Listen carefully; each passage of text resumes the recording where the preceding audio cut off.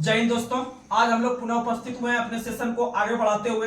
तो सबसे पहली जानकारी आप लोग को दे दे कि जिस प्रकार से आप लोग का कमेंट आता है और बहुत सारा लड़का जो है कि फोन भी करते हैं कि जो है कि इसको 2 वीडियो में बनाइए, तो आज से जो है कि आप ही लोग के सिफारिश पर हम इसे 2 वीडियो में कन्वर्ट करेंगे। और 2 वीडियो जो रहेगा उसमें से जो पहला वीडियो रहेगा आपका लगभग 40 मिनट का होने वाला है। और ये 40 मिनट का जो वीडियो होगा इसमें आपको जो है कि साइंस और करंट अफेयर्स देखने के लिए मिलेगा। वहीं जो इसका दूसरा पार्ट रहेगा आपका जो है कि वो भी लगभग 40 मिनट का रहेगा और उसमें आपका जो है कि रहेगा आपका स्टैटिक जीके और सिर्फ जीके रहेगा, यानी जीके और स्टैटिक जीके आपका रहेगा सेकंड पार्ट में, वह 40 मिनट का रहेगा। और पहला जो टॉपिक रहेगा वह आपका रहेगा साइंस और करंट अफेयर्स का। तो इसे आप लोग 2 वीडियो के रूप में मिलेगा। पहला वीडियो जो प्राप्त होगा सुबह के 8 बजे और दूसरा वीडियो जो प्राप्त होगा वह आपको सुबह के 10 बजे, लगभग 2 घंटे के अंतराल पे आप लोग को दोनों वीडियो प्राप्त होगा। और आप लोग जो है कि अच्छा से दोनों को कवर कीजिएगा। और अच्छा बुक भी है, इसमें किसी प्रकार का आपको डाउट टेंशन नहीं लेना है कि कौन सा क्वेश्चन एग्जाम में आएगा नहीं आएगा, इसके लिए आप लोग टेंशन नहीं लीजिए। आप किसी सीनियर आदमी से यह वीडियो आप दिखा सकते हैं जो कि लड़का एग्जाम क्वालिफाई करता है या कर चुका है या जॉब में है, तो आप उसे पूछिएगा कि हम जो है कि इस वीडियो को फॉलो कर रहे हैं तो थोड़ा देखिए तो क्या यह बढ़िया है या नहीं है, आगे एग्जाम में क्वेश्चन आ सकता है या नहीं आ सकता है, यह समझाने का या क्वेश्चन करने का तौर तरीका सही है या नहीं है, तब आप जो है कि इस वीडियो को फॉलो कर सकते हैं। और मेरे तरफ से कहीं भी कोई कमी नहीं रहेगा, अपने मेहनत को हम 100% देते हैं और आगे देते भी रहेंगे। सिर्फ आप लोग का इसी तरह से प्यार चाहिए और आप लोग का जो प्यार मिल रहा है, लगभग हम दिन ब दिन एक एक सीढ़ी करके आगे बढ़ रहे हैं और एक बड़ा फैमिली का रूप ले रहे हैं। तो आप लोग जो है कि किसी प्रकार का टेंशन नहीं लेना है, आपको किसी के भी निगेटिव बात में नहीं आना है। आप हमेशा पॉजिटिव रहिए और पॉजिटिव दिमाग में हमेशा चलाइए। और क्योंकि आपको जॉब लेना है और आपको जो है कि अपना नाम सम्मान आगे बढ़ाना है, तो इसीलिए बिना कोई देरी के हुए आइए हम शुरुआत करते हैं करंट अफेयर से। तो आप लोग बताइएगा करंट अफेयर्स में पहला क्वेश्चन कि भारत के वर्तमान में राष्ट्रपति कौन है? द्रौपदी मुर्मू। भारत के वर्तमान में राष्ट्रपति हैं द्रौपदी मुर्मू। कौन है? द्रौपदी मुर्मू। और आप लोग को बता दे कि भारत के अंदर में जो राष्ट्रपति वर्तमान में द्रौपदी मुर्मू है वो 15वें नंबर की है, 15 नंबर की राष्ट्रपति है। और आप लोग को बता दें कि इसका संबंध भारत के उड़ीसा राज्य से है। किस राज्य से है? उड़ीसा राज्य से। और उड़ीसा के मयूरभंज शहर से है। उड़ीसा के मयूरभंज शहर से, उड़ीसा के मयूरभंज शहर के ऊपर खेड़ा गांव से है। ऊपर खेड़ा गांव से है। अगर ऑप्शन में ऊपर खेड़ा गांव रहेगा तो सही है, नहीं तो बैदापोसी गांव रहेगा, बैदापोसी गांव। ये दोनों गांव से संबंध है किसका? द्रौपदी मुर्मू का। और आप लोग को बता दें कि अभी तक जो 15 राष्ट्रपति बने हैं भारत के, जो 15वें नंबर के द्रौपदी मुर्मू चल रही है, यह भारत के सबसे यंगेस्ट राष्ट्रपति बने, सबसे यंगेस्ट राष्ट्रपति, यानी सबसे युवा राष्ट्रपति होने का जो गौरव प्राप्त हुआ है यह इसी द्रौपदी मुर्मू को प्राप्त हुआ है, समझ लीजिएगा। इनका जन्म 1958 ईस्वी को हुआ था 20 जून के दिन। 20 जून 1958 को द्रौपदी मुर्मू का जन्म होता है। और इनका जन्म जो होता है वह कहां में? उड़ीसा में। लेकिन भारत के अंदर में जब यह राज्यपाल के रूप में उड़ीसा झारखंड में काम कर रही थी, झारखंड में काम कर रही थी, तब इसे जो है कि राष्ट्रपति चुनाव के लिए जो है कि आगे लाया गया एनडीए तरफ से। और आगे आकर जो है कि इन्हें राष्ट्रपति का जो है कि चुनाव लड़वाया और चुनाव लड़वाने के बाद इन्हें राष्ट्रपति का पद हासिल करवाया। और याद रखिएगा कि इनके जो अगेंस्ट में खड़ा हुआ था, यह क्वेश्चन पूछता है कि भारत के अंदर में जो राष्ट्रपति द्रौपदी मुर्मू थे, इनके विरोध में कौन खड़े हुए थे? तो याद रखिएगा यशवंत सिन्हा। यशवंत सिन्हा, याद रखिएगा यशवंत सिन्हा खड़े हुए थे, जो कि हार गए। और जीते कौन? द्रौपदी मुर्मू। और याद रखिएगा कि द्रौपदी मुर्मू जो है वह संथाल जनजाति से संबंध रखते हैं। किसे संबंध रखते हैं? संथाल जनजाति से संबंध रखते हैं। तो ये सब क्वेश्चन याद रखने का कोशिश कीजिएगा। और भारत के अंदर में जो राष्ट्रपति का पद है, हमारे संविधान में जो राष्ट्रपति का पद है, इसका यह पद का व्यवस्था हम लोग ब्रिटेन से लिए हैं। कहां से लिए हैं? ब्रिटेन से। राष्ट्रपति का पद ब्रिटेन से, इसीलिए भारत के अंदर में राष्ट्रपति पद की तुलना ब्रिटेन के राष्ट्रपति या राजा महाराजा से किया जाता है। वहीं अगर हम बात करते हैं राष्ट्रपति का चुनाव प्रक्रिया, राष्ट्रपति का चुनाव प्रक्रिया हम लोग लिए आयरलैंड से। कहां से लिए? आयरलैंड से। राष्ट्रपति का चुनाव प्रक्रिया जो होता है, आपका कहने का मतलब जो आपका अनुच्छेद 55 कहता है, अनुच्छेद 55 कहता है कि राष्ट्रपति के चुनाव का रीति रिवाज क्या होगा। तो हम लोग याद करते हैं कि एकल संक्रमण या मध्य पद्धति या अनुपातिक पद्धति के तहत राष्ट्रपति चुनाव करते हैं। तो ये जो चुनाव करते हैं, यह चुनाव करने का जो तौर तरीका है, यह कहां से लिए हैं हम लोग? आयरलैंड से। कहां से लिए हैं? लेकिन राष्ट्रपति पर जो महाभियोग लगता है, राष्ट्रपति पर जो महाभियोग लगता है, यह महाभियोग प्रक्रिया जो हम लोग लिए हैं, यह महाभियोग प्रक्रिया लिए है अमेरिका से। कहां से लिए हैं? अमेरिका से। राष्ट्रपति पर महाभियोग लिए हैं अमेरिका से, राष्ट्रपति का पद ब्रिटेन से, और राष्ट्रपति का चुनाव प्रक्रिया आयरलैंड से। राष्ट्रपति का चुनाव प्रक्रिया आयरलैंड से। ये 3 क्वेश्चन याद रखेगा। और राष्ट्रपति पर महाभियोग अनुच्छेद 61, अनुच्छेद 61। और राष्ट्रपति पर महाभियोग जो लगता है वह एक अर्धन्यायिक प्रक्रिया है। कैसी प्रक्रिया है? अर्धन्यायिक प्रक्रिया। याद रखने का कोशिश कीजिएगा। अब आइए आप लोग को बताते हैं। और अगर पूछे कि सबसे अधिक उम्र में राष्ट्रपति कौन बने हैं, तो सबसे अधिक उम्र में राष्ट्रपति बने हैं आर के नारायण। कौन बने हैं? आर के नारायण। आर के नारायण। और वही आर के नारायण भारत के अंदर में पहले दलित राष्ट्रपति बने थे। पहले दलित राष्ट्रपति आर के नारायण। और पहली आदिवासी महिला राष्ट्रपति भी कौन बनी है? द्रौपदी मुर्मू। कौन बनी है? द्रौपदी मुर्मू। और सबसे युवा भी कौन है? द्रौपदी मुर्मू। अब यहाँ तक कोई दिक्कत नहीं होगा। और वह कितने क्रम की है? 15। याद रखिएगा। वर्तमान में प्रधानमंत्री भी 15 और राष्ट्रपति भी 15, याद रखेगा। और उपराष्ट्रपति उससे एक पद कम है। राष्ट्रपति उससे उपराष्ट्रपति जो है कि एक पद कम है, 14वां है। यानी राष्ट्रपति प्रधानमंत्री दोनों 15वां, उपराष्ट्रपति 14वां। आगे अगला क्वेश्चन आप लोग को बताना है कि वर्तमान में भारत के उपराष्ट्रपति कौन है?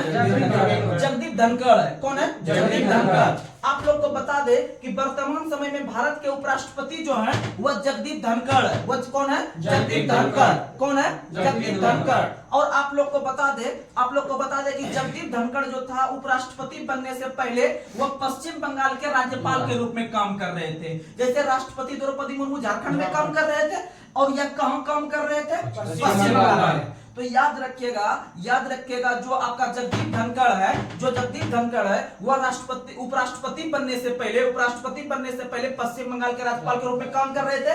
लेकिन उनका जो हकीकत में जन्म हुआ है, राजस्थान में। कहां में जन्म हुआ है? राजस्थान में। और द्रौपदी मुर्मू का हकीकत में जन्म उड़ीसा। कहां हुआ था? उड़ीसा। और उपराष्ट्रपति का चुनाव जब जगदीप धनखड़ हो रहा था तो इनके विरोध में जो खड़े हुए थे वह हुए थे मार्गरेट अल्वा। कौन हुए थे? Margaret Alva. देखिएगा, राष्ट्रपति द्रौपदी मुर्मू के अगेंस्ट में यशवंत सिन्हा, और उपराष्ट्रपति जो है आपके जगदीप धनखड़, इनके अगेंस्ट में मार्गरेट अल्वा। कौन बने थे? Margaret Alva. और आप लोग को बता दें कि भारत के अंदर में राष्ट्रपति की तुलना जो किया जाता है वह भारत के राष्ट्रपति तुलना ब्रिटेन के राजा महाराजा से, और भारत के उपराष्ट्रपति की तुलना अमेरिका के उपराष्ट्रपति से। भारत के उपराष्ट्रपति की तुलना अमेरिका के उपराष्ट्रपति से। वहीं एक क्वेश्चन पूछता है कि भारत के प्रधानमंत्री की तुलना किससे किया जाता है, तो वह क्या जाता है कि आपका अमेरिका के राष्ट्रपति से। किससे किया जाता है? अमेरिका के राष्ट्रपति से। अमेरिका के राष्ट्रपति से। चलिए अगला क्वेश्चन आप लोग को बताना है। अगला क्वेश्चन आप लोग बताइए, वर्तमान में प्रधानमंत्री कौन है भारत के? नरेंद्र मोदी। कौन है? नरेंद्र मोदी। और नरेंद्र मोदी का संबंध गुजरात से। कहां से? गुजरात से।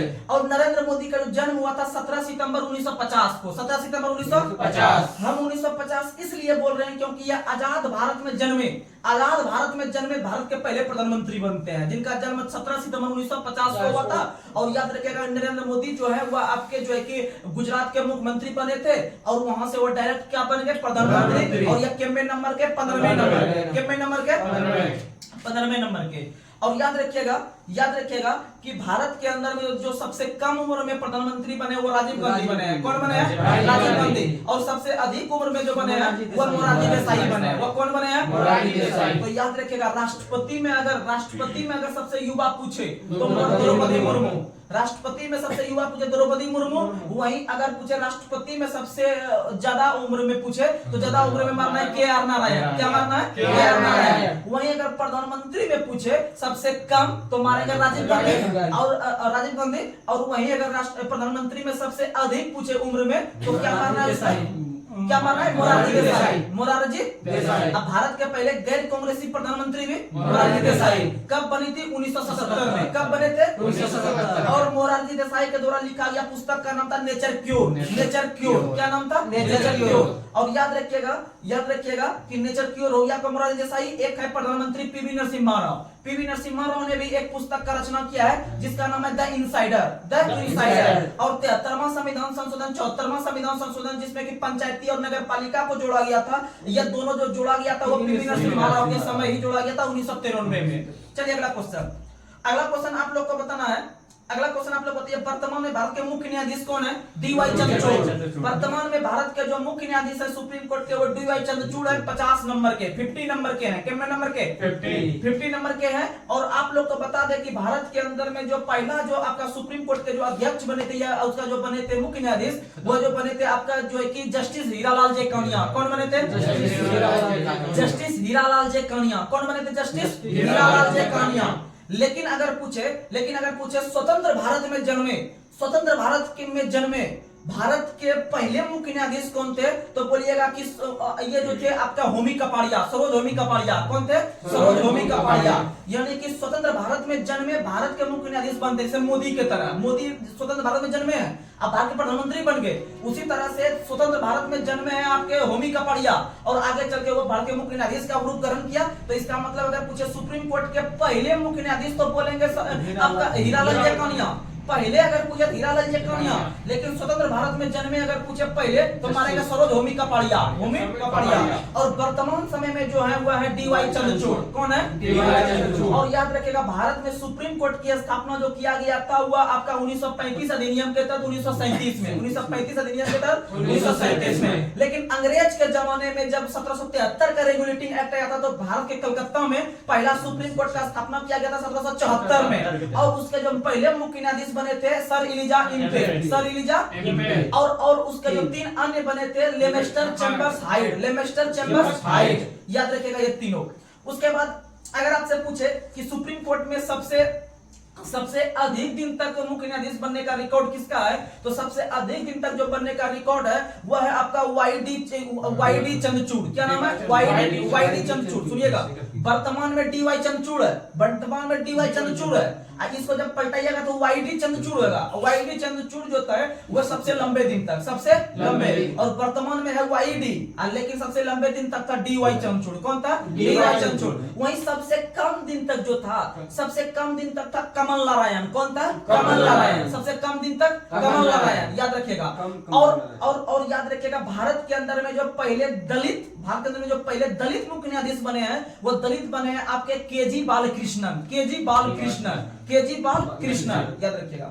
चलिए अगला क्वेश्चन आप लोग को बताना है कि वर्तमान में भारत के महान न्यायवादी कौन है? आर वेंकटरमणी। आप सुनिएगा न्यायवादी बारे में। भारत के वर्तमान में जो 16वें नंबर के जो आपके अटॉर्नी जनरल बने हैं, जिसे महान न्यायवादी कहते हैं, इसका उल्लेख अनुच्छेद 76 में है। और याद रखिएगा इसके जो वर्तमान में है भारत के, ये बने आपके आर वेंकटरमणी, जिन्होंने के वेणुगोपाल का स्थान लिया है। समझ में आ गया? वही भारत के अंदर में जो पहला जो न्यायवादी बना था अटॉर्नी जनरल, वह बने थे एमसी सीतलवाड़ बने थे। और एमसी सीतलवाड़ जो बने थे वह जवाहरलाल नेहरू के समय बने थे, जो भारत के पहले प्रधानमंत्री थे। और इसी एमसी सीतलवाड़ जो भारत के पहले न्यायवादी बनते हैं, इसी के द्वारा 1955 ईस्वी में स्वतंत्र भारत के पहले विधि आयोग का गठन करता है। स्वतंत्र भारत के पहले विधि आयोग का जो गठन करता है एमसी सीतलवाड़ की अध्यक्षता में 1955 में। लेकिन भारत में पहला विधि आयोग का जो गठन हुआ था वह 1834 में मैकाले की अध्यक्षता में, 1834 में मैकाले की अध्यक्षता में। तो याद रखने का कोशिश कीजिएगा। और बता दें आपको कि वर्तमान समय में जो न्यायवादी आर वेंकटरमणी है, यह इसका उल्लेख अनुच्छेद 76 में है। लेकिन अनुच्छेद 88 कहता है कि भारत के अंदर में जो आपके न्यायवादी होंगे वह संसद के किसी भी सदन में बैठ सकते हैं, बात विचार कर सकते हैं, लेकिन मतदान नहीं दे सकते हैं। क्या नहीं दे सकते हैं? मतदान नहीं दे सकते हैं। और भारत के अंदर में किसी भी कोर्ट में भी जाके बैठ सकते हैं, बात विचार कर सकते हैं। ऐसा जो अधिकार दिया गया है उसे अनुच्छेद 88 के तहत 88 अनुच्छेद के तहत अधिकार दिया गया है। और भारत के अंदर में जो न्यायवादी होते हैं वह आपका भारत सरकार का सरकारी वकील होता है। और सरकारी वकील होने के साथ उन्हें भारत सरकार के जो राष्ट्रपति होते हैं उसके द्वारा वो प्रसाद पर्यंत पद ग्रहण करते हैं। अर्थात जब चाहे राष्ट्रपति उसे पद से हटा सकता है और बैठा सकता है, या राष्ट्रपति के विवेक पर निर्भर है। याद रखिएगा। और आप लोग को बता दें कि भारत के अंदर में न्यायवादी बनने के लिए आपको जो है कि सुप्रीम कोर्ट के जो अन्य न्यायाधीश होते हैं उसके उतना जो है कि आपको क्वालिफाइड जो होना चाहिए अपने आप में, यानी उसके समकक्ष होना चाहिए। सुप्रीम कोर्ट के अन्य न्यायाधीश के समकक्ष होना चाहिए। इसीलिए न्यायवादी को जो मासिक वेतन मिलता है वह मिलता है 2,50,000, 2,50,000। और सुप्रीम कोर्ट के अन्य न्यायाधीश को भी 2,50,000, 2,50,000। याद रखने की कोशिश कीजिएगा। आइए अब आगे आप लोग को बताना है कि वर्तमान में सॉलिसिटर जनरल ऑफ इंडिया कौन है? Tushar Mehta. Solicitor general of India जिसे हम लोग कहते हैं महाधिवक्ता, क्या कहते हैं? महाधिवक्ता। सॉलिसिटर जनरल ऑफ इंडिया वर्तमान में तुषार मेहता है। कौन है? तुषार मेहता। और याद रखिएगा कि भारत के अंदर में जो आपका ये सॉलिसिटर जनरल ऑफ इंडिया का जो पद का सृजन किया गया अनुच्छेद 165 के तहत, 165 अनुच्छेद के तहत महाधिवक्ता पद की चर्चा की गई है। और महाधिवक्ता जो होता है वह भारत सरकार में भी होता है और प्रत्येक राज्य सरकार में भी होता है, दोनों के लिए अनुच्छेद 165 ही होता है, 165। और याद रखिएगा राज्य स्तर पर जो सरकारी वकील होता है राज्य सरकार का, वह महाधिवक्ता होता है। कौन होता है? महाधिवक्ता होता है। और महाधिवक्ता बनने के लिए, राज्य के महाधिवक्ता बनने के लिए आपके प्रत्येक राज्य में जो हाईकोर्ट होते हैं उस हाईकोर्ट के अन्य न्यायाधीश के बराबर होना चाहिए। देखिएगा, न्यायवादी को वहां वाला अन्य कर दिए, सुप्रीम कोर्ट का अन्य कर दिए, और जब राज्य लेवल पे महाधिवक्ता देख रहे हैं तो इसको राज्य लेवल पे अन्य न्यायाधीश के बराबर कर देंगे। और याद रखने का कोशिश कीजिएगा दोनों चीज। अगला क्वेश्चन आप लोग बताइए, और वर्तमान में सॉलिसिटर जनरल ऑफ इंडिया कौन है? तुषार मेहता। कौन है? तुषार मेहता। अगला क्वेश्चन आप लोग को बताना है कि राष्ट्रीय हरित न्यायाधिकरण, राष्ट्रीय हरित न्यायाधिकरण के वर्तमान में अध्यक्ष कौन है? राष्ट्रीय हरित न्यायाधिकरण के वर्तमान में अध्यक्ष कौन है? तो याद रखिएगा न्यायमूर्ति प्रकाश श्रीवास्तव। न्यायमूर्ति प्रकाश श्रीवास्तव। न्यायमूर्ति प्रकाश श्रीवास्तव। अब बात करते हैं राष्ट्रीय हरित न्यायाधिकरण, थोड़ा समझने का कोशिश कीजिए।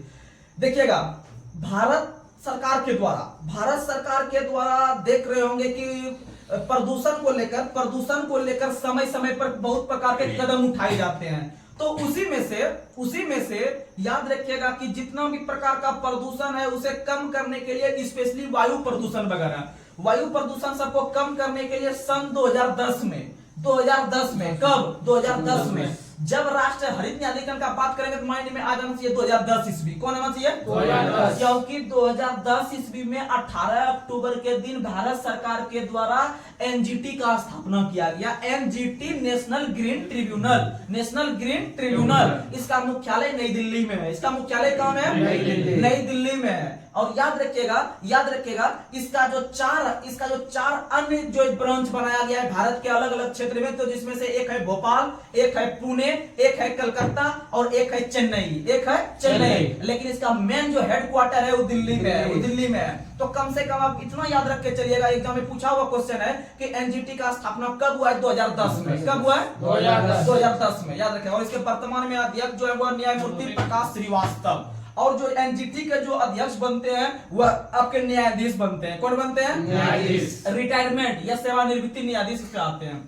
चलिए अगला क्वेश्चन आप लोग को बताना है कि राज्यसभा के सभापति कौन है वर्तमान में? जगदीप धनखड़ है। कौन है? जगदीप धनखड़। वर्तमान समय में राज्यसभा के जो आपके अध्यक्ष या सभापति हैं वो आपके हैं जगदीप धनखड़। कौन है? जगदीप धनखड़। अब बात करते हैं जगदीप धनखड़ के बारे में। अर्थात जगदीप धनखड़ एक और पद पे है वर्तमान में, एक और पद पे है जिसका नाम है उपराष्ट्रपति। कौन सा पद है? उपराष्ट्रपति। आप लोग को बता दें कि भारत के अंदर में जो उपराष्ट्रपति होते हैं वह राज्यसभा के सभापति होते हैं, यानी कि राज्यसभा के जो वर्तमान में सभापति हैं वही उपराष्ट्रपति कहलाते हैं। वही क्या कहलाते हैं? उपराष्ट्रपति। और इसका उल्लेख अनुच्छेद 64 में है। किसमें है? अनुच्छेद 64 में। और यही क्वेश्चन हाल ही में जो उत्तर प्रदेश पुलिस का एग्जाम हुआ था उसमें क्वेश्चन आ गया था कि निम्न में से किस अनुच्छेद के तहत उपराष्ट्रपति भारत के राज्यसभा के सभापति होते हैं? उसका आंसर होगा अनुच्छेद 64 के तहत। किसके तहत? 64। इसलिए याद रखना जरूरी होता है, याद रखना।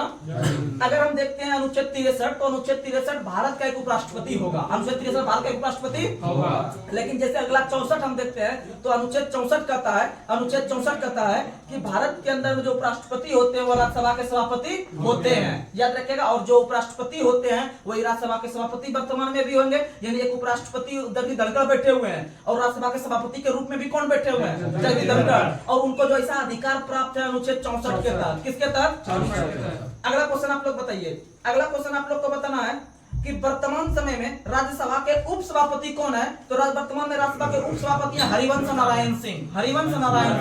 कौन है? हरिवंश नारायण सिंह। अगला क्वेश्चन आप लोग बताइए, वर्तमान में राज्यसभा के महासचिव कौन है? पीसी मोदी अर्थात प्रमोद चंद्र मोदी। कौन है? प्रमोद चंद्र मोदी। वर्तमान में राज्यसभा के महासचिव प्रमोद चंद्र मोदी और पीसी मोदी, इसी को कहते हैं शॉर्ट में।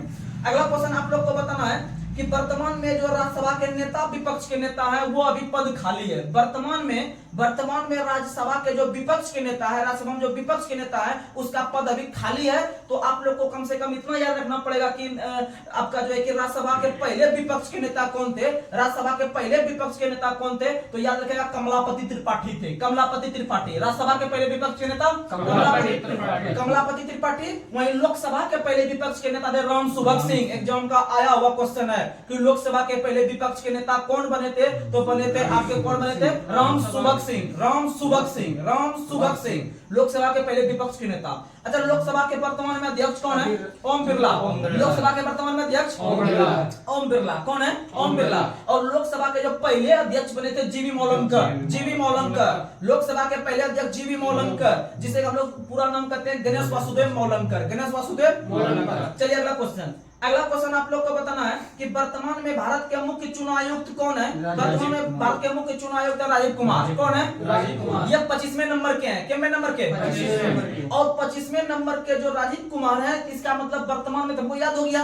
अगर आपसे पूछे क्वेश्चन कि भारत के पहले चुनाव आयुक्त कौन थे, तो सुकुमार सेन। और सुकुमार सेन पहले थे। वहां से चलते चलते अभी हम लोग 25वां नंबर पे चल रहे हैं और 25वां राजीव कुमार है। कौन है? राजीव कुमार। अब बात करते हैं निर्वाचन आयोग का। पंखा बंद करो। अब बात करते हैं निर्वाचन आयोग का। तो निर्वाचन आयोग या फिर आपका इलेक्शन कमीशन, निर्वाचन आयोग या इलेक्शन कमीशन जिसका स्थापना 25 जनवरी 1950 को 25 जनवरी 1950 को हुआ था। 25 जनवरी यार झोल है, लेकिन पूरा झोल है। रुपेश हंसा रहा है। स्टार्ट हुआ? हो गया। नहीं तक मैं कर लेंगे, मूड खराब हो जाएगा फिर। हो गया। अब बात करते हैं चुनाव आयोग का। तो चुनाव आयोग का स्थापना 25 जनवरी 1950 को हुआ था। और चुनाव आयोग का जब स्थापना हुआ था तो उसमें सिर्फ एक ही सदस्य रहते थे और वही अध्यक्ष के रूप में काम करते थे। और अध्यक्ष के रूप में जो काम करते थे, तो जब उनके काम का दबाव आगे दिन बढ़ के जब बढ़ता गया काम का दबाव, तो काम का दबाव बढ़ते बढ़ते आगे चल के 1993 में 1993 ईस्वी में चुनाव आयोग को एक 3 सदस्य आयोग बनाया गया। अर्थात या पहले एक सदस्य आयोग हुआ करता था, आगे चल के 1993 से 3 सदस्य आयोग हुआ। और 3 सदस्य आयोग होने के साथ अभी तक भी 3 ही सदस्य है। इसमें कितना सदस्य है? 3 ही सदस्य है। तो याद रखिएगा कि वर्तमान में जो है वह कौन है? राजीव कुमार। 25वें नंबर के हैं। कितने नंबर के? और उसी 25 जनवरी को प्रत्येक वर्ष मतदाता दिवस मनाते हैं। क्या मनाते हैं? और मतदाता दिवस मनाना शुरू किए हैं 2011 से। कब से शुरू किया है? 2011 से मनाना शुरू किया है मतदाता दिवस, क्योंकि उसी दिन स्थापना हुआ था चुनाव आयोग का। याद हो गया यहाँ तक? चलिए अब आगे बढ़ते हैं। अगला क्वेश्चन आप लोग को बताना है, वर्तमान में नियंत्रक एवं लेखा परीक्षक कौन है? वर्तमान में नियंत्रक एवं लेखा परीक्षक कौन? गिरीश चंद्र मुर्मू। वर्तमान में नियंत्रक एवं लेखा परीक्षक है गिरीश चंद्र मुर्मू। और गिरीश चंद्र मुर्मू है 14वें नंबर के। कितने नंबर के? 14 नंबर के हैं गिरीश चंद्र मुर्मू। और आप लोग को बता दें कि गिरीश चंद्र मुर्मू भारत के नियंत्रक एवं लेखा परीक्षक बनने से पहले या जम्मू कश्मीर के पहले उपराज्यपाल के रूप में काम किए थे। और वहां से डायरेक्ट इन्हें उठाकर जो है कि बैठा दिया गया भारत के नियंत्रक एवं लेखा परीक्षक। और नियंत्रक एवं लेखा परीक्षक जो भारत के पहले बने थे, पहले नियंत्रक एवं लेखा परीक्षक, वो बने थे नरहरि राव। 9 से नियंत्रक, 9 से नरहरि, 9 से नियंत्रक, 9 से नरहरि, 9 से नियंत्रक, 9 से नरहरि। और वर्तमान में जो पहुंच गए हैं 14वें नंबर पर बढ़ते बढ़ते वर्तमान में गिरीश चंद्र मुर्मू। कौन है? गिरीश चंद्र मुर्मू। और यही गिरीश चंद्र मुर्मू आपका जो है कि जम्मू कश्मीर के पहले उपराज्यपाल के रूप में काम किए थे। आपके उनके विभाजन के बाद, जब जम्मू कश्मीर का विभाजन 2 अलग अलग में हुआ, आपका लद्दाख और इसमें जम्मू कश्मीर में 31 अक्टूबर 2019 था। उस दिन था 31 अक्टूबर 2019 को ही दोनों का विभाजन हुआ है। और दोनों का विभाजन होके जो दोनों का अलग अलग बने थे, तो लद्दाख का बने थे आर.के. माथुर। लद्दाख के कौन बने थे पहले? आर.के. माथुर, राधाकृष्ण माथुर। और जम्मू कश्मीर के बना दिए गए थे गिरीश चंद्र मुर्मू। और गिरीश चंद्र मुर्मू को उठा के वहां से बैठा दिया गया नियंत्रक लेखा परीक्षा पे बैठा दिया। और आगे चलकर लद्दाख में जब उनका कार्यकाल वगैरह जब खत्म करके वहां से आपको आर.के. माथुर को हटा दिया और वहां पर उनके जगह को बैठा दिया, वर्तमान में बीडी मिश्रा है वहां के उपराज्यपाल, लद्दाख के उपराज्यपाल बीडी मिश्रा। वहीं जम्मू कश्मीर में जब गिरीश चंद्र मुर्मू हट गया तो उनके जगह आया मनोज सिन्हा। कौन आया? मनोज सिन्हा, याद रखिएगा मनोज सिन्हा। चलिए अब आगे बढ़ते हैं। और वर्तमान में नियंत्रक परीक्षा का गिरीश चंद्र मुर्मू, जिसे शॉर्ट में कहते हैं सीएजी, और इसका उल्लेख अनुच्छेद 148 से अनुच्छेद 151 के बीच है, 151 के बीच है, याद रखने की कोशिश कीजिएगा। और उसी तरह से एक होता है सीजीए, एक ये हो गया सीएजी, एक होता है सीजीए। सीजीए हो गया कंट्रोलर जनरल ऑफ अकाउंट्स, यह वित्त विभाग के अंदर काम करता है। सीजीए सीएजी भारत सरकार के लिए काम करता है और सीजीए वित्त विभाग के अंदर में काम करता है उसका हिसाब बारी रखने के लिए। और वह वर्तमान में है एसएस दुबे, ये 28वें नंबर के हैं। कितने नंबर के? 28, यानी सीएजी 14, सीजीए 28, यानी उसका डबल है, याद रखिएगा। अगला क्वेश्चन बताना है, वर्तमान में भारत सरकार के सेनापति कौन है? तीनों सेना का प्रमुख राष्ट्रपति द्रौपदी मुर्मू, यानी तीनों सेनाओं का जो प्रमुख होते हैं वो भारत के राष्ट्रपति होते हैं अनुच्छेद 53 के सेकंड के तहत, अनुच्छेद 53 के सेकंड के तहत। और अर्थात भारत के अंदर में जो कार्यपालिका शक्ति निहित होती है वो किसमें निहित? राष्ट्रपति में। किसमें निहित होती है? राष्ट्रपति में। वहीं अगर बात करते हैं वर्तमान में वायुसेना अध्यक्ष कौन है? बीआर चौधरी, वायुसेना अध्यक्ष बीआर चौधरी। अच्छा, नौसेना अध्यक्ष हरि कुमार, याद रखिएगा, नौसेना अध्यक्ष आर हरि। वहीं थल सेना अध्यक्ष जो है वो मनोज पांडे, थल सेना अध्यक्ष मनोज पांडे। थल सेना अध्यक्ष कौन है? मनोज पांडे। और तीनों का दिवस याद करवा देते हैं। थल सेना दिवस 15 जनवरी, थल सेना दिवस 15 जनवरी। वायुसेना 8 अक्टूबर, वायुसेना 8 अक्टूबर। वही अगर हम बात करते हैं नौसेना 4 दिसंबर, नौसेना 4 दिसंबर। समझ में आ गया? अब आपको लोग को बता देते हैं, इन तीनों सेनाओं में सामंजस्य को स्थापित करने के लिए भारत सरकार के द्वारा एक नया पद लाया गया जिसका नाम है सीडीएस। क्या नाम है?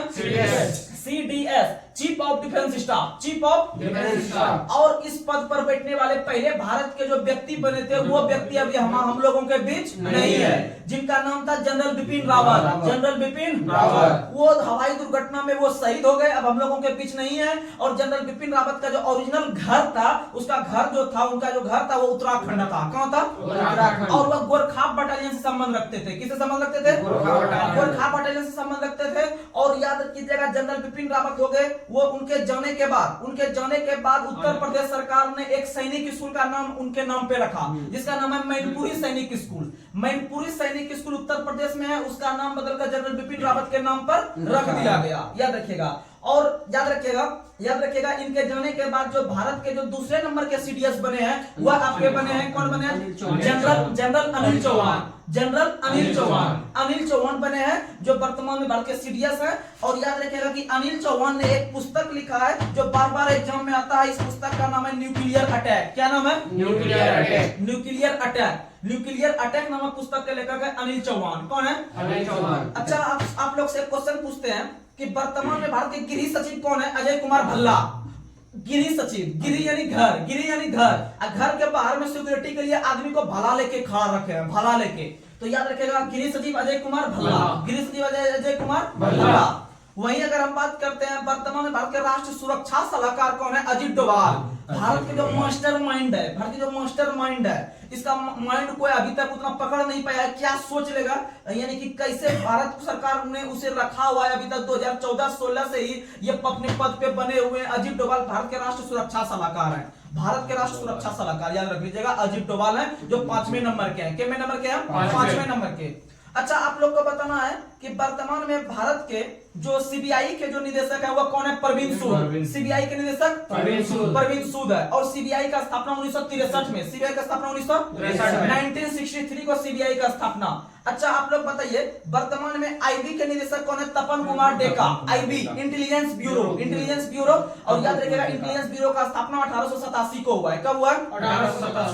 1887 को आईबी का स्थापना। और वर्तमान में आईबी के अध्यक्ष हैं तपन कुमार डेका। चलिए अगला क्वेश्चन आप लोग को बताना है वर्तमान में रॉ के अध्यक्ष कौन है? रवि सिन्हा। रॉ के अध्यक्ष रवि सिन्हा। और रॉ का स्थापना 1968 में, 1968 में रॉ का स्थापना होता है। किसका स्थापना? रॉ का। और वर्तमान में इसका अध्यक्ष रॉ से रवि सिन्हा। अच्छा, अगला क्वेश्चन आप लोग को बताना है वर्तमान में राष्ट्रीय जांच एजेंसी का अध्यक्ष कौन है? तो राष्ट्रीय जांच एजेंसी का अध्यक्ष दिनकर गुप्ता। कौन है? दिनकर गुप्ता। राष्ट्रीय जांच एजेंसी का अध्यक्ष दिनकर गुप्ता, जिसे हम लोग शॉर्ट में कहते हैं एनआईए, यानी नेशनल इन्वेस्टिगेशन एजेंसी। राष्ट्रीय जांच आयोग जो है इसे शॉर्ट में एनआईए कहते हैं और इसका स्थापना 2008 में हुआ था। काहे हुआ था 8 में जानते हैं? क्योंकि आप लोग को पता होगा कि भारत का एक शहर है मुंबई, मुंबई के अंदर में आतंकवादी के द्वारा 26/11 हमला किया गया था, यानी 26 नवंबर को मुंबई में हमला होता है। तो उसे जांच करने के लिए एनआईए का स्थापना किया गया दिसंबर 2008 में। नवंबर में अटैक होता है, 26/11 लिखने का मतलब है 26 तारीख है, 11वां महीना है, 11वां महीना, यानी कि 26 नवंबर को अटैक हुआ था, 26 नवंबर को अटैक हुआ था। और आगे चल के लगभग दिसंबर महीना में जो है कि एनआईए का स्थापना होता है और एनआईए का स्थापना 2008 में और मुंबई के हमला के जांच के लिए याद रह जाएगा। और वर्तमान में एनआईए का अध्यक्ष दिनकर गुप्ता। कौन है? दिनकर गुप्ता। कौन है? दिनकर गुप्ता। अगला क्वेश्चन आप लोग को बताना है कि वर्तमान समय में ईडी के महानिदेशक कौन है? वर्तमान समय में ईडी के महानिदेशक कौन है? राहुल नवीन। वर्तमान समय में ईडी के महानिदेशक कौन है? राहुल नवीन। और आप लोग को बता दें ईडी का फुल फॉर्म होता है इन्फोर्समेंट डायरेक्टरेट और ईडी का स्थापना 1956 में हुआ है। जिस वर्ष एलआईसी का स्थापना हुआ है उसी साल ईडी का स्थापना। ठीक, अगला क्वेश्चन आप लोग बताइए वर्तमान में एनसीबी के अध्यक्ष कौन है? एनसीबी के अध्यक्ष जो है सत्यनारायण प्रधान। कौन है? सत्यनारायण प्रधान। और एनसीबी का स्थापना जो है 1986 में, 1986 में। और एनसीबी को फुल फॉर्म के रूप में हम लोग जानते हैं नारकोटिक्स कंट्रोल ब्यूरो, जो कि मादक पेय पदार्थ पे कंट्रोल करता है। अगला क्वेश्चन आप लोग को बताना है वर्तमान में एसएसबी का अध्यक्ष कौन है? रश्मि शुक्ला। एसएसबी के कौन है? रश्मि शुक्ला। और एसएसबी का स्थापना 1963 में, एसएसबी का स्थापना 1963। अगला क्वेश्चन बताइए बीएसएफ के वर्तमान में महानिदेशक कौन है? नितिन अग्रवाल। बीएसएफ का नितिन अग्रवाल। और बीएसएफ जो है इसका स्थापना भारत पाक युद्ध के समय 1965 में। अगला क्वेश्चन आप लोग को बताना है सीआरपीएफ के जो महानिदेशक है वर्तमान में वो है अनीश दयाल सिंह। सीआरपीएफ अनीश दयाल सिंह। और सीआरपीएफ का स्थापना 1939 में, सीआरपीएफ का स्थापना 1939। और सीआरपीएफ से ही काट के एक नया जो है कि बटालियन बनाया रैप का जवान, जिसका स्थापना 1992 में, 1992। अगला क्वेश्चन आप लोग को बताना है वर्तमान में सीआईएसएफ के महानिदेशक कौन है? नीना सिंह। सीआईएसएफ नीना सिंह, यानी सीआईएसएफ देखते होंगे कि ये हवाई अड्डा एयरपोर्ट्स वगैरह पे लगाता है और वो जो है कि इंडस्ट्री इलाका में लगाता है। तो याद रखिएगा कि आईबी ये जो आपका सीआईएसएफ है ये बहुत जो है कि अपना नजर को नैनी नजर से देखता है, यानी कि उसका नैन जो है नैन मतलब आंख होता है, यानी कि वो बहुत जो है कि पैनी नजर से देखता है अर्थात नैनी नजर से देखता है। यानी सीआईएसएफ का हो गया नैनी, सीआईएसएफ का हो गया नैनी, सीआईएसएफ का हो गया नैनी। और सीआईएसएफ दिवस प्रत्येक वर्ष 10 मार्च को, सीआईएसएफ दिवस प्रत्येक वर्ष 10 मार्च को सीआईएसएफ दिवस। और अगर किसी व्यक्ति का जॉब अगर सीआईएसएफ में होता है, सीआईएसएफ में अगर जॉब लगता है तो वो जो मतलब वो दहेज वगैरह जो लेते हैं ट्रिक के लिए, ये कोई निगेटिव में कोई नहीं लीजिएगा, इसको हम लोग ट्रिक में याद रखे हैं कि सीआईएसएफ में जिसका भी जॉब होता है वह 10 लाख रुपया तिलक के रूप में लेता है, अर्थात 10 लाख माल लेता है, 10 लाख माल लेता है। यानी कि माल से बना देंगे मार्च, क्या बना देंगे? मार्च, यानी 10 मार्च को सीआईएसएफ दिवस 10 मार्च, सीआईएसएफ दिवस 10 मार्च। और सीआईएसएफ का स्थापना 1969 को, सीआईएसएफ का स्थापना 1969 को याद रखने का कोशिश कीजिएगा। चलिए अगला क्वेश्चन आप लोग को बताना है कि वर्तमान में एनसीसी के अध्यक्ष कौन है? गुरबीर पाल सिंह। और एनसीसी का स्थापना 1948 को, 1948 को एनसीसी का स्थापना होता है। और एनसीसी का जो टैग लाइन है एकता और अनुशासन। अगला क्वेश्चन आप लोग को बताना है कि वर्तमान में कोस्ट गार्ड के अध्यक्ष कौन है? राकेश पाल। वर्तमान में जो कोस्ट गार्ड जिसे हम लोग जो हिंदी में कहते हैं तटरक्षक बल, इसका वर्तमान में जो अध्यक्ष है वह राकेश पाल है। कौन है? राकेश पाल। और प्रत्येक वर्ष भारत में जो तटरक्षक दिवस मनाते हैं वो 1 फरवरी, कितना फरवरी? 1 फरवरी। अगला क्वेश्चन आप लोग को बताना है कि वर्तमान में आरपीएफ के महानिदेशक कौन है? कल भी बताए थे, आरपीएफ के जो महानिदेशक है वो मनोज यादव है। कौन है? मनोज यादव, यानी मोहन यादव का भाई मनोज यादव। कौन है? मनोज यादव। याद रखिएगा आरपीएफ। और आरपीएफ का स्थापना 20 सितंबर 1882 को, 1882 को आरपीएफ का जो है कि स्थापना होता है। अगला क्वेश्चन आप लोग को बताना है, वर्तमान में असम राइफल के अध्यक्ष कौन है? प्रदीप चंद्र नैयर। प्रदीप चंद्र नैयर वर्तमान में असम राइफल है के मानसक है, और असम राइफल का स्थापना जो हुआ है वह आपका स्थापना हुआ है, इसका असम राइफल का जो हुआ है आपका हुआ है 1835 में। कब हुआ है? 1835 में, 1835 में। और इसी असम राइफल को पूर्वोत्तर का प्रहरी कहा जाता है, पूर्वोत्तर का प्रहरी। अगला क्वेश्चन आप लोग को बताना है, वर्तमान में नीति आयोग के अध्यक्ष कौन है? नरेंद्र मोदी। नीति आयोग के अध्यक्ष नरेंद्र मोदी वर्तमान में नीति आयोग के अध्यक्ष है। और नीति आयोग का स्थापना 1 जनवरी 2015 को 1 जनवरी 2015 को नीति आयोग का स्थापना होता है। और नीति आयोग के जो अध्यक्ष होते हैं वो प्रधानमंत्री होते हैं। नीति आयोग के जो पदेन अध्यक्ष होते हैं वो प्रधानमंत्री होते हैं। और याद रखिएगा, नीति आयोग का अध्यक्ष या प्रधानमंत्री। और नीति आयोग का जो स्थापना 2015 में हो रहा था, तो उस समय जो उसका उपाध्यक्ष बनाया गया था वो अरविंद पनगड़िया को। किसे बनाया गया था? अरविंद पनगड़िया को। और नीति आयोग के जो पहले सीईओ बने थे, चीफ एग्जीक्यूटिव ऑफिसर बने थे, वो आपका बने थे सिंधु श्री खुल्लर। सिंधु श्री खुल्लर। वहीं अगर हम करंट टाइम पे बात करते हैं 2024 का बात करते हैं, तो वर्तमान समय में तो मोदी प्रधानमंत्री है, इसका मतलब अध्यक्ष भी कौन रहेंगे? मोदी। यानी कि नीति आयोग के अध्यक्ष कौन है वर्तमान में? लेकिन नीति आयोग के वर्तमान में उपाध्यक्ष पूछे, नीति आयोग के उपाध्यक्ष पूछे तो सुमन के बेरी। सुमन के बेरी। और नीति आयोग के वर्तमान में सीईओ जो है वह बीवीआर सुब्रमण्यम। याद हो गया? याद रखिएगा। और नीति आयोग का जो फुल फॉर्म होता है नीति का, ये होता है national institution for transforming India. National institution for transforming India नीति का फुल फॉर्म हो गया। चलिए अगला क्वेश्चन। अगला क्वेश्चन आप लोग को बताना है, संघ लोक सेवा आयोग के वर्तमान में अध्यक्ष कौन है? मनोज सोनी। कौन है? मनोज सोनी। वर्तमान में यूपीएससी का अध्यक्ष है मनोज सोनी। और यूपीएससी का जो वर्णन है अनुच्छेद 315 में, अनुच्छेद 315 में।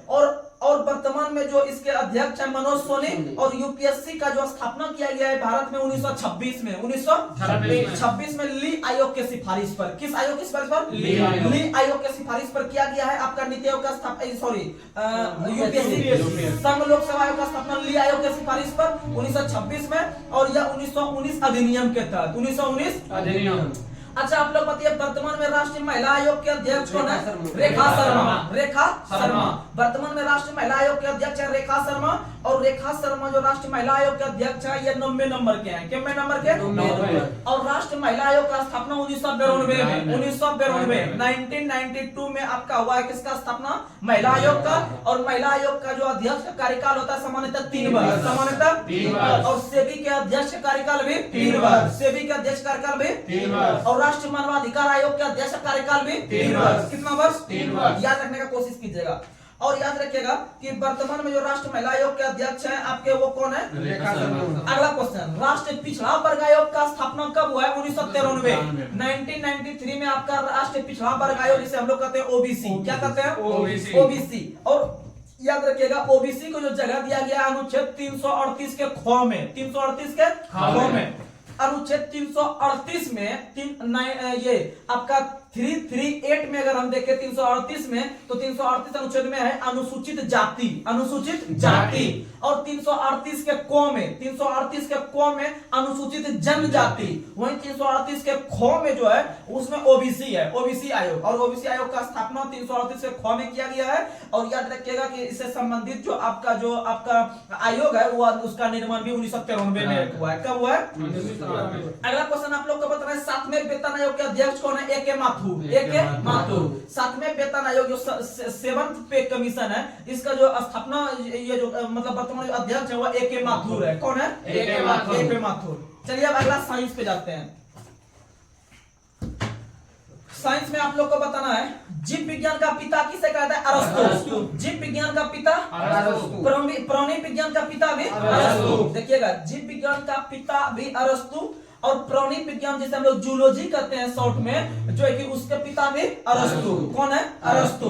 अच्छा, अगला क्वेश्चन आप लोग को बताना है कि जैव विकास को सबसे पहले किसने समझाया था? लेमार्क ने। किसने? लेमार्क ने। और याद रखिएगा कि जीव विज्ञान शब्द का पहली बार प्रयोग 2 वैज्ञानिक ने मिलकर किया था, जिसका नाम था लेमार्क एवं ट्रेविरेनस।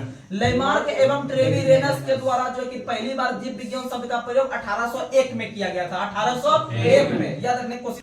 अगला क्वेश्चन आप लोग बताइए उत्परिवर्तन का सिद्धांत किसने दिया है? Hugo de bridge. उत्परिवर्तनवाद का सिद्धांत Hugo de bridge. Hugo de bridge बहुत इंपॉर्टेंट क्वेश्चन है। उत्परिवर्तनवाद का सिद्धांत किसने दिया है? तो बताइएगा ह्यूगो डी ब्रिज। उसी तरह से क्वेश्चन आता है विकास का सिद्धांत किसने दिया? तो दिया चार्ल्स डार्विन ने। चार्ल्स डार्विन ने, बहुत मस्त क्वेश्चन है। विकास का सिद्धांत चार्ल्स डार्विन ने दिया है। और विकास के सिद्धांत का जो आगे चल के प्रतिपादन करेगा, एक पुस्तक का नाम है जिसका नाम है origin of species. Origin of species नाम का पुस्तक चार्ल्स डार्विन ने लिखा है। देखिएगा दो पुस्तक आता है, एक आता है ओरिजिन ऑफ स्पीसीज, एक आता है origin of life. Origin of life, तो ओरिजिन ऑफ लाइफ का रचना जो किया है वह ओपेरिन ने किया है। ओपेरिन ने किया है। तो याद रखिएगा लाइफ को हमेशा ओपन करेंगे। लाइफ को क्या करेंगे? ओपन। यानी जिसमें लाइफ देखने के लिए मिलेगा क्वेश्चन में, उसका आंसर हो जाएगा ओपन। क्या होगा? ओपन। ओपन यानी ओपेरिन। ओपन यानी origin of life Oparin. Origin of life Oparin. और origin of species Charles Darwin. Origin of species Charles Darwin. और चार्ल्स डार्विन ने नेचुरल सिलेक्शन का सिद्धांत भी दिया है, जिसे हम लोग प्राकृतिक चयनवाद के नाम से भी जानते हैं। याद रखिएगा। चलिए अगला क्वेश्चन। अगला क्वेश्चन आप लोग को बताना है, वैज्ञानिकों ने आधुनिक मनुष्य का अंतिम पूर्वज किसे माना है? तो क्रो को। क्रो किसे माना है? क्रो। यानी नहीं देखते जैसे कि बहुत सारा, जैसे कि पहले आदमी इस तरह का अच्छा ऐसा शरीर नहीं होता था, पहले बंदर था, बंदर से पहले भी लंगूर था। तो इस तरह से कर करके जो शुरुआती से जो कि लास्ट तक आया, ये मनुष्य हम लोग लेटेस्ट में चल रहे हैं। किस में चल रहे हैं? लेटेस्ट में। यानी लेटेस्ट से जस्ट पिछला पीढ़ी जो था, वो जो मनुष्य हुआ करता था, उसे क्रो मैग्नोन मानव कहते थे। क्या कहते थे? क्रो मैग्नोन मानव के नाम से जानते थे। यानी कि मनुष्य का जो पहला जो अंतिम पूर्वज था, वह उसी कहते हैं क्रो मैग्नन के नाम से। किसे जानते हैं? Crow Magnon.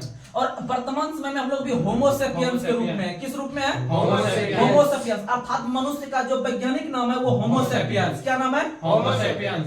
अगला क्वेश्चन। और याद रखिएगा कि नागरिक दिवस जो मनाते हैं या मानव दिवस जो मनाते हैं 19 नवंबर को, 19 नवंबर। और शौचालय दिवस भी 19 नवंबर। शौचालय दिवस भी 19 नवंबर। याद रखिएगा। अगला क्वेश्चन आप लोग को बताना है, जीवाश्म विज्ञान का जनक किसे कहते हैं? Leonardo da Vinci. Leonardo da Vinci. और लियोनार्डो दा विंची से दो चित्रकला से संबंध होता है, जिसका नाम है, एक आपका जो है कि एक नाम है आपका मोनालिसा। क्या नाम है? मोनालिसा। एक और है the Last Supper. The Last Supper. The Last Supper और मोनालिसा नाम की जो कृति है वह लियोनार्डो दा विंची की है। किसको है? किसका है? Leonardo da Vinci. अब आपको हम इसमें कुछ जुगाड़ देते हैं, दोनों एग्जाम में आता है। लियोनार्डो दा विंची का दो कृति है, मोनालिसा और द लास्ट सफर, ये एग्जाम में आता है। तो आप लोग को पता होगा कि मोनालिसा नाम की एक एक्ट्रेस है भोजपुरी में। भोजपुरी इंडस्ट्री में मोनालिसा नाम की एक हीरोइन है। तो समझ लीजिए कि उनसे मिलने का सबका इच्छा होता है। उनसे मिलने का सबका इच्छा होता है कि हम जाके मिले। तो याद रखिएगा कि कोई भी व्यक्ति वंचित नहीं हो जाए। कोई भी व्यक्ति क्या नहीं हो जाए? वंचित। यानी वंचित नहीं हो जाए, तो यानी वंचित नहीं हो किससे मिलने के लिए? मोनालिसा से। अर्थात अपने जिसको मानव में जन्म हुआ है, वह समझ लीजिए कि आपका लास्ट सफर होते होते आप वंचित नहीं होइए। लास्ट सफर होते होते आप वंचित नहीं होइए, आप मोनालिसा से मिल लीजिए। किससे मिल लीजिए? मोनालिसा। यानी एगो वंचित, एगो याद रखना है वंचित, एगो याद रखना है लास्ट सफर, एगो याद रखना है लास्ट सफर, एगो याद रखना है मोनालिसा। क्या याद रखना है? मोनालिसा। यानी कि मोनालिसा जो है, मोनालिसा जो है और लास्ट सफर जो है, ये दोनों वंची का है। किसका है? वंची का। याद रखने की कोशिश कीजिएगा, दो चार बार आप सुनिएगा, पक्का याद होगा, नहीं तो फिर गलत मार्क आइएगा, तब तो फिर उसमें कोई बात ही नहीं है। चलिए अगला क्वेश्चन। अगला क्वेश्चन आप लोग को बताना है, अगला क्वेश्चन आप लोग को बताना है, चार्ल्स डार्विन का एक पुस्तक अभी बताया, origin of species. Origin of species. इसका रचना कब हुआ है? 1859 में। 1859 में। अगला क्वेश्चन आप लोग को बताना है, ऐसा अंग जो कि मूल संरचना में समान होती है। ऐसा अंग जो कि मूल संरचना में समान होती है किंतु कार्य में अलग अलग होती है एवं असमान दिखाई देती है, तो उसे क्या कहते हैं? समजात अंग। समजात अंग।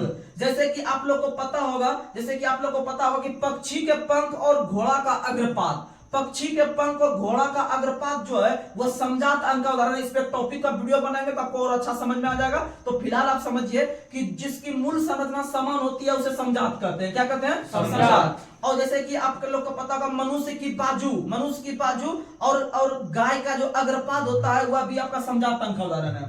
आइए अगला, दो विभिन्न जीवों के बीच संबंध जो कहलाते हैं वह क्या कहलाते हैं? सहजीवी। क्या कहलाते हैं? सहजीवी। यानी दो विभिन्न जीवों का संबंध, यानी कि एक मालिक के यहाँ या एक घर में एक गाय भी रहता है, वहां पर कुत्ता भी पालतू के रूप में, जानवर के रूप में रहता है, यानी उन दोनों के बीच क्या रिलेशन है वह क्या कहलाता है? सहजीवी। क्या कहलाता है? सहजीवी। यानी कि दो विभिन्न जीवों के संबंध को जो दर्शाता है उसे सहजीवी के नाम से जानते हैं। जैसे आप लोग को पता होगा सजीव और निर्जीव दो चीज होता है। सजीव और निर्जीव, हमारा पृथ्वी जो बना हुआ है एक सजीव पदार्थ से एक निर्जीव पदार्थ से, ये बचपन से पढ़ते आते होंगे। तो सजीव पदार्थ और निर्जीव पदार्थ अर्थात सजीव और निर्जीव के बीच भी कुछ रिलेशन कहलाता होगा। तो सजीव और निर्जीव के बीच जो कुछ रिलेशन कहलाता है वो वायरस कहलाता है। क्या कहलाता है? वायरस यानी विषाणु। यानी सजीव और निर्जीव के बीच का सहजीवी संबंध क्या कहलाता है? विषाणु या वायरस। वहीं एक और क्वेश्चन आता है कि कवक और शैवाल के बीच का सहजीवी संबंध क्या कहलाता है? लाइकेन। क्या कहलाता है? लाइकेन। तो ये सब चीज याद करके चलिएगा। अगला क्वेश्चन आप लोग को बताना है। अगला क्वेश्चन, जीवों के उस समूह को क्या कहते हैं जो परस्पर मेल खाता है? प्रजाति। क्या कहलाता है? प्रजाति। क्या कहलाता है? प्रजाति। अगला क्वेश्चन आप लोग को बताना है, हिस्टोरिया एनिमेलियम पुस्तक के लेखक कौन है? अरस्तु। अब इसमें आपको जुगाड़ देते हैं, दो पुस्तक आता है, एक आता है हिस्टोरिया एनिमेलियम, एक आता है हिस्टोरिया प्लांटेरम। हिस्टोरिया कॉमन मिल गया। एक में एनिमेलियम यानी एनिमल यानी प्राणी। अब प्राणी विज्ञान का पिता किसे बताए थे? अरस्तु। क्या बताए थे? यानी अगर आपसे पूछे हिस्टोरिया एनिमेलियम तो घुस जाएंगे किसमें? अरस्तु में। वहीं अगर पूछे हिस्टोरिया प्लांटेरियम का लेखक, प्लांट मतलब होता है पौधा, प्लांट मतलब क्या होता है? पौधा, पेड़ पौधा, प्लांट हो गया पौधा। अब पौधा यानी हो गया वनस्पति। अब वनस्पति विज्ञान का पिता थियोफ्रेस्टस। और याद रखिएगा थियोफ्रेस्टस जब हो गया आपका वनस्पति विज्ञान का, तो हिस्टोरिया प्लांटेरम के लेखक भी बता देंगे किसे? थियोफ्रेस्टस। किसे बताएंगे? थियोफ्रेस्टस। यानी एनिमेलियम का पिता जो कहलाता है उसका लेखक वो है अरस्तु, और इधर प्लांट का पिता जो कहलाता है थियोफ्रेस्टस, ये हो गया हिस्टोरिया प्लांटेरम का। समझ गए? यानी प्लांटेरम के साथ लगा देंगे किसको? प्लांटेरम के साथ किसे लगा देंगे? थियोफ्रेस्टस को। और एनिमेलियम के साथ किसे लगा देंगे? अरस्तु। एनिमेलियम के साथ अरस्तु। और जीव विज्ञान का पिता भी अरस्तु। जीव विज्ञान का पिता भी अरस्तु। अगला क्वेश्चन आप लोग को बताना है। देखिए वही दोनों क्वेश्चन यहाँ पर फिर दिया है। ओरिजिन ऑफ स्पीसीज डार्विन, और ओरिजिन ऑफ लाइफ ओपेरिन। एक और पुस्तक याद रखिएगा, लेमार्क का फिलोसफिक जूलॉजिक लेमार्क। एक पुस्तक और आता है जो कि उनका नाम है लिनियस ने एक पुस्तक लिखा है सिस्टम ऑफ नेचर पुस्तक के लेखक लिनियस। और लिनियस ने ही पहली बार जो है कि आपका विभिन्न प्रकार के भागों में बांटने का काम किया था, याद रखिएगा। अगला क्वेश्चन आप लोग को बताना है, पांच जगत वर्गीकरण जो सबसे पहले किसने किया था? व्हिटकर ने। किसने किया था? यानी कि सभी प्रकार के जीव जंतु पेड़ पौधों को जो अलग अलग भाग में बांटने का काम किया था व्हिटकर ने। और व्हिटकर ने कुल 5 भाग में, कितना भाग में? 5। और यह बांटा था 1869 में। कब बांटा था? 1869 में। 1869 में बांटा था, जिस वर्ष महात्मा गांधी का जन्म हुआ था, याद रखिएगा, जन्म हुआ था। और 1869 में आपका मेंडलीव के द्वारा आवर्त सारणी दिया गया था। मेंडलीव के द्वारा आवर्त सारणी 1869 में ही दिया गया है। अगला क्वेश्चन आप लोग को बताना है, प्राणी जगत का सबसे बड़ा संघ कौन सा है? आर्थ्रोपोडा। कौन सा है? आर्थ्रोपोडा। प्राणी जगत में सबसे बड़ा जो आपका जगत है वो आर्थ्रोपोडा है। कौन सा है? आर्थ्रोपोडा। जिसमें से कि कॉकरोच, झींगा, केकड़ा, मक्खी, बिच्छू, ये सब जितना आता है ये आर्थ्रोपोडा में। इसी तरह से एक और ग्रुप है एनालिडा ग्रुप। कौन सा ग्रुप? एनालिडा में जोंक आता है, केचुआ आता है, ये सब होता है एनालिडा में। किसमें आता है? एनालिडा। अच्छा, किसान का मित्र क्या कौन कहलाता है? केचुआ। किसान का मित्र केचुआ। अच्छा, ये धरती का हलवा भी किसे कहता है? केचुआ। क्योंकि वो भोजन बनाने का काम करता है केचुआ। जहाँ पर वो भुरभुरा मिट्टी बनाता है वहाँ पर उपजाऊ मिट्टी बन जाता है। वर्मी कंपोस्ट वगैरह बनाने में भी केचुआ काम आता है। और केचुआ में एक भी आंख नहीं होता, याद रखने की कोशिश कीजिएगा। अगला क्वेश्चन आप लोग को बताना है, वर्गीकी का पिता किसे कहता है? लिनियस। वर्गीकी का पिता अर्थात वर्गीकी का इंग्लिश में कहते हैं कभी कभी father of taxonomy. Father of taxonomy का पिता किसे कहता है? लिनियस को। किसे कहता है? और सिस्टम ऑफ नेचर पुस्तक के लेखक भी लिनियस। याद रखिएगा। अगला क्वेश्चन आप लोग को बताना है, द्विनाम पद्धति का जन्मदाता, द्विनाम यानी वर्ग की, द्विनाम यानी वर्ग की यानी लिनियस, यानी लिनियस। सिस्टम ऑफ नेचर के लेखक भी लिनियस। अगला क्वेश्चन आप लोग को बताना है, जाति की संकल्पना किस वैज्ञानिक ने पहली बार किया था? जॉन रे, जॉन रे। जाति जॉन रे, जाति जॉन रे। जाति जिसे हम लोग स्पेसीज करते हैं, हम लोग का जो जाति अलग अलग बांटा हुआ है, आपका ये जानवर वाला, ये आदमी वाला, ये जाति के आधार पर जो बांटा गया, इसका पहली बार शब्द का जो उल्लेख किया था जॉन रे, जॉन रे। अगला क्वेश्चन, अगला क्वेश्चन आप लोग को बताना है कि विषाणु का कवच किसका बना होता है? तो याद रखिएगा कैप्सिड का। देखिएगा तीन चार चीज का पूछता है कि उसका जो कवच बना होता है या उसका जो आवरण बना होता है वो किसका बना होता है। जैसे आप लोग याद रखिएगा, क से कवक, कवक का आवरण काइटिन से, क से कवक, क से काइटिन, क से कवक, क से काइटिन। वहीं अगर बात करते हैं जीवाणु का, तो जीवाणु का जो आवरण बना होता है वो बना होता है पेप्टिक ग्लोडेन का, पेप्टिक ग्लोडेन। जीवाणु का आवरण पेप्टिक ग्लोडेन। जैसे आप पेड़ पौधा का अगर बात करते हैं तो पादप का बात करते हैं, जैसे प्लांट का बात करते हैं, तो याद रखिएगा पादप की जो कोशिका भित्ति बनी होती है उसका जो आवरण बना होता है वह बना होता है सेलुलोज का। किसका बना होता है? सेलुलोज का। अभी हम नया एक चीज आप लोग को बता रहे हैं विषाणु, तो विषाणु का जो आवरण बना होता है कैप्सिड का। किसका बना होता है? तो चार चीज, विषाणु कैप्सिड, विषाणु जीवाणु पेप्टिक ग्लोडेन, जीवाणु पेप्टिक ग्लोडेन। यानी जीवाणु के लास्ट में नो आ रहा है, पेप्टिक ग्लोडेन के लास्ट में भी नो आएगा, तो थोड़ा कवर कीजिएगा तो माइंड पक्का काम करेगा। उसके बाद पादप की कोशिका भित्ति सेलुलोज, पादप सेलुलोज, क्योंकि आप लोग साग वगैरह खाते हैं अर्थात सेलुलोज खा रहे हैं, जैसे प्याज खाते हैं सेलुलोज खा रहे हैं अर्थात वो पेड़ पौधा खा रहे हैं आप, यानी कि आपका पादप का हो गया सेलुलोज। वहीं एक लास्ट में जो बचा हुआ कवक बचा, कवक काइटिन, कवक काइटिन, कौसे कवक, कौसे काइटिन। अगला क्वेश्चन, मानव का वैज्ञानिक नाम होमो सेपियंस, मानव का वैज्ञानिक नाम होमो सेपियंस। अच्छा ये एक बता देते हैं तेंदुआ, तेंदुआ जिसको कि हम लोग इंग्लिश में कहते हैं पैंथर। क्या कहते हैं? पैंथर। यानी पी से बोल रहे हैं तो इसमें लॉजिक लगेगा, पी से इसका होगा वैज्ञानिक नाम। तो याद रख लीजिएगा Panthera pardus, Panthera pardus, Panthera pardus. और याद रखिएगा भारत में हिम तेंदुआ के लिए जो प्रसिद्ध अभ्यारण्य है वह है हिमिस। कौन सा है? हिमिस। हिम तेंदुआ के लिए प्रसिद्ध अभ्यारण्य है हिमिस, जो कि लद्दाख में, जो कहाँ है? लद्दाख में, हिमिस लद्दाख में। और भारत का सबसे बड़ा अभ्यारण्य भी कौन सा है? सबसे बड़ा अभ्यारण्य हिमिस, जो कि हिमिस, जो कि हिम तेंदुआ के लिए प्रसिद्ध है। किसके लिए प्रसिद्ध है? हिम तेंदुआ के लिए। जैसे कि एक सिंग वाला गेंडा के लिए काजीरंगा है, एक सिंग वाला गेंडा के लिए कौन है? काजीरंगा। उसी तरह से हिम तेंदुआ के लिए, हिम तेंदुआ के लिए हिमिस। उसी तरह से आपका दाचीग्राम जो है, दाचीग्राम जो है जम्मू कश्मीर में, जम्मू कश्मीर हुआ हंगुल के लिए। किसके लिए? हंगुल के लिए। अगला क्वेश्चन आप लोग को बताना है, बाघ का वैज्ञानिक नाम पैंथेरा टाइग्रिस। बाघ जो है उसका इंग्लिश में टाइगर कहते हैं, इसीलिए टाइग्रिस, इसीलिए टाइग्रिस। यानी कि बाघ का वैज्ञानिक नाम पैंथेरा टाइग्रिस। उसी तरह से लायन, लायन का मतलब होता है शेर, यानी शेर का जो वैज्ञानिक नाम होता है वह एल के आधार पर लेंगे, यानी लायन के आधार पर लेंगे तो उसका बन जाएगा Panthera leo, Panthera leo, Panthera leo, leo यानी एल से लियो उधर लायन। ठीक। अगला आप लोग बताइएगा कि मटर का था पिजम सेटिवम, मटर का पिजम सेटिवम। और मेंडल ने जो खोज किया था वही मटर पे किया था। किसमें किया था? मटर पे। अगला क्वेश्चन आप लोग होती है बिल्ली का, बिल्ली का होता है फिल्स डोमेस्टिका, फिल्स डोमेस्टिका।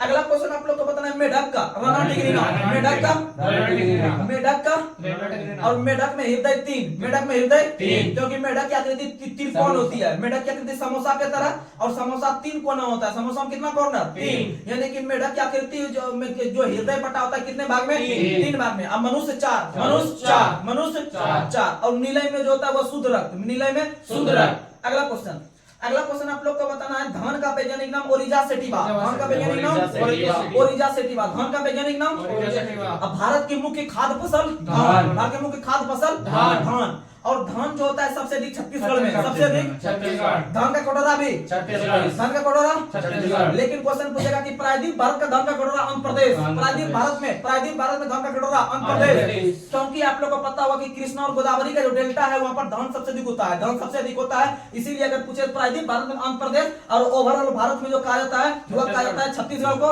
अगर कोई बिहार से संबंध रखते हैं, अगर कोई बिहार में संबंध रखते हैं तो कटोरा के नाम से छत्तीसगढ़ को सबसे अधिक उत्पादन नहीं करता है, कटोरा के नाम से। ठीक है, ऐसे सबसे अधिक चावल बोलेगा तो पश्चिम बंगाल से होता है। ठीक है, समझिएगा, कटोरा छत्तीसगढ़। लेकिन अगर आपसे क्वेश्चन पूछे कि भारत का जो धान का कटोरा कहा था सासाराम को, किसे कहा था? सासाराम को। सासाराम जो कि आपका शेरशाह सूरी का मकबरा था सासाराम में, याद रखिएगा।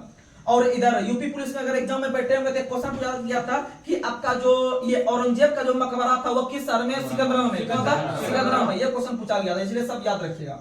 अगला क्वेश्चन आप लोग को बताना है चना का वैज्ञानिक नाम। चना का होता है साइसर एरिटिनियम, साइसर एरिटिनियम, साइसर एरिटिनियम, साइसर एरिटिनियम, यानी सी से चना, सी से साइसर, सी से साइसर। याद जब कीजिएगा तो पक्का याद होगा। अगला क्वेश्चन आप लोग बताइए गेहूं का। गेहूं का Triticum, Triticum aestivum, Triticum aestivum, Triticum aestivum, Triticum aestivum गेहूं का वैज्ञानिक नाम। गेहूं में ग्लूमेटिक अम्ल, गेहूं में ग्लूमेटिक अम्ल, गेहूं में और गेहूं का उत्पादन दोमट मिट्टी में, गेहूं का उत्पादन सबसे अधिक दोमट मिट्टी, सबसे अधिक। और धान जो होता है, धान भी होता है दोमट मिट्टी में, लेकिन आपका भारत की सबसे उपजाऊ मिट्टी जो है वह जलोढ़ मिट्टी। कौन सी है? लगभग 46% पर, लगभग भारत में 46% पर आपका जलोढ़ मिट्टी पाई जाती है, जो भारत की सबसे उपजाऊ मिट्टी जलोढ़ मिट्टी। और काली कपासी मिट्टी जो गुजरात में होता है वो कपास के लिए, किसके लिए? कपास। और चाय के लिए लेटेराइट, चाय के लिए लेटेराइट, जो सबसे अधिक असम में। अगला क्वेश्चन, आम का वैज्ञानिक नाम मेंगिफेरा इंडिका। आम का वैज्ञानिक नाम मेंगिफेरा इंडिका। और आम जो होता है, आम जो होता है पका हुआ आम, पका हुआ आम में विटामिन ए, पका हुआ आम में विटामिन ए, लेकिन खट्टा जो होता है विटामिन सी, खट्टा में विटामिन सी। अगला क्वेश्चन आप लोग को बताना है जीवाणु का खोज जो किया था वो किस वैज्ञानिक ने? ल्यूवेनहॉक। जीवाणु का खोज 1676 में अगर आता है तो वो भी ऑप्शन मारना है, अगर 1676 नहीं रहता ऑप्शन में 1683 को देखेंगे। तो जीवाणु का खोज 1683 में ल्यूवेनहॉक के द्वारा, और ल्यूवेनहॉक ने किया था। ल्यूवेनहॉक ने जीवाणु का खोज तो किया ही था, लेकिन जीवाणु के खोज के साथ साथ ल्यूवेक ने पहली बार जीवित कोशिका का खोज किया था, पहली बार जीवित कोशिका। लेकिन कोशिका शब्द का पहली बार प्रयोग रॉबर्ट हुक 1665।